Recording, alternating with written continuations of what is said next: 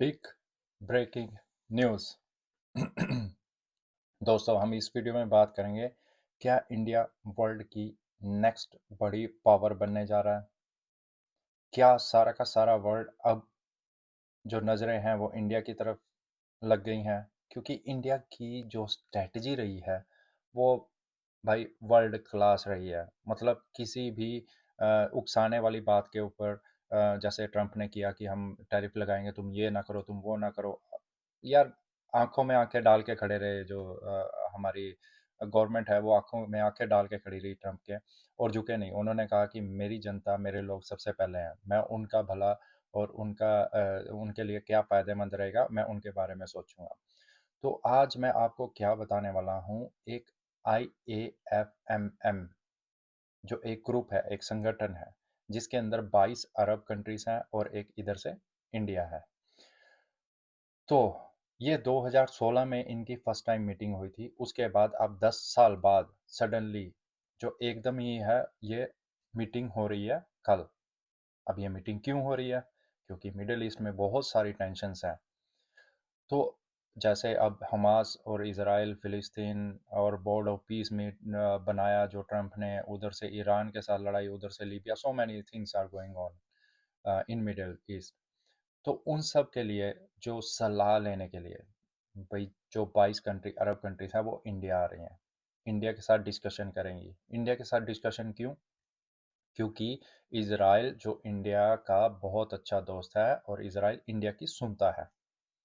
अब वो कैसे? अब 2024 में रमज़ान के टाइम जब था, तो वहाँ के फ़िलिस्तीन ने अप्रोच की इंडिया को कि क्या आप इज़राइल को कह सकते हो कि रमज़ान के जो 14 दिन होते हैं उनमें अटैक ना किया जाए। तो सेम थिंग हुई। इंडिया ने अप्रोच किया इज़राइल को कि हाँ, क्या आप हमारी रिक्वेस्ट मान सकते हो? तो उन्होंने कहा ठीक है। उन्होंने पूरे 14 दिन कोई भी अटैक नहीं किया। अगर किया होगा वो थोड़ा बहुत किया था। मतलब वो फुल अटैक, फुल वार नहीं छेड़ा हुआ था उस टाइम।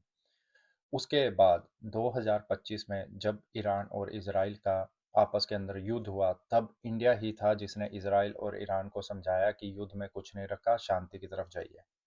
तो वो 14 दिन का युद्ध इंडिया की जो बीच में आया और उसने दोनों को समझाया, तब वो शांत हुआ।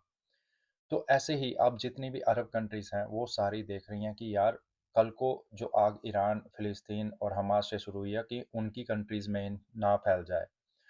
तो इसके लिए उन्होंने कहा कि हमें मीटिंग करनी जरूरी है, हमें इंडिया के साथ सलाह लेनी जरूरी है।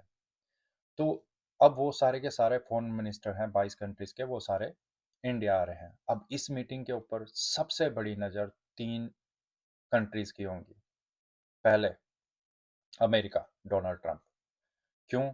क्योंकि जितनी भी अरब कंट्रीज अब इंडिया आ रही हैं, कहीं ऐसा ना हो जाए कि वो एक ग्रुप बन जाए और वो उसके अगेंस्ट हो जाए, ट्रंप के।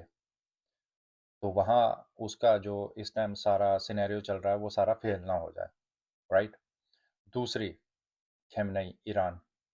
वो नज़र रखे हुआ है कि क्या उनके पक्ष में कोई बात होती है, क्या वो इंडिया जो ईरान और अमेरिका का जो युद्ध होने वाला है, क्या वो टल सकता है किसी भी चीज़ से? वो उसकी आग इस मीटिंग के ऊपर है। तीसरा, पाकिस्तान।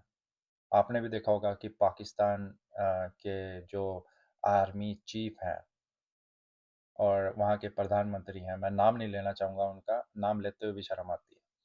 तो वो दोनों जो आज तो वो दोनों लगातार अरब कंट्रीज़ के दौरे लगा रहे थे। कभी लीबिया गए थे, कभी उनको JF-17 चिपकाने की कोशिश की, कभी सऊदी अरब के साथ डील, और एक पे अटैक होगा, दूसरे पे माना जाएगा, एक दूसरे पे फलाना।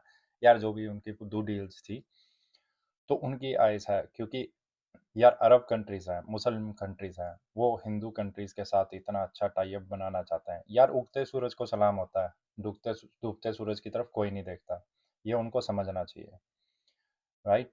तो अब जो ये मीटिंग होने जा रही है, अब इसका क्या आगे रिजल्ट निकलता है, वो एक देखने वाली बात होगी। अब जो इंडिया को क्या है, संभल संभल के कदम उठाना पड़ेगा। आने वाले टाइम में बहुत बड़ी पावर बन सकता है।